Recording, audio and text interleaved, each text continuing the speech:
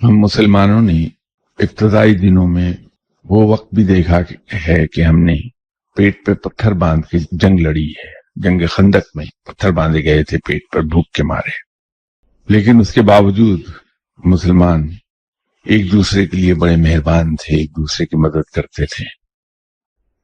اگر ایک شخص کے پاس دولت ہے تو اپنے مسلمان بھائیوں میں دولت تقسیم کر دے، اور اگر کسی کے پاس دولت کی بجائے صرف بھوک ہے تو ہم اپنی بھوک بھی دوسروں میں بانٹ سکتے ہیں.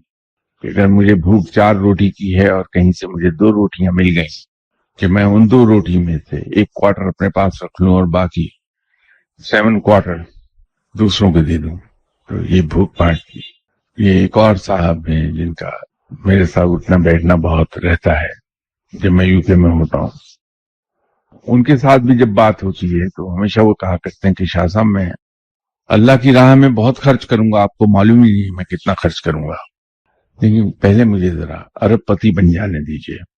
تو ان کی غربت کا عالم یہ ہے کہ شالم مارکیٹ میں شاید 8 سے 9 دکانیں ان کی ملکیت ہیں، اس کے اوپر فلیٹس ہیں. پھر بانسوں والے بازار میں ایک حویلی ہے ان کی، ڈیفنس میں ان کے 2-4 پلاٹ ہیں. تو وہ غربت کا رونا روتے رہتی ہیں.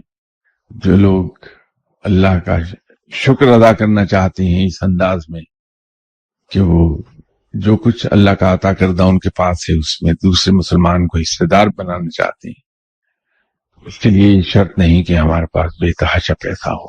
اگر ہمارے پاس بھوک ہے تو ہم بھوک ہی بانٹ لیں گے دوسروں کے ساتھ.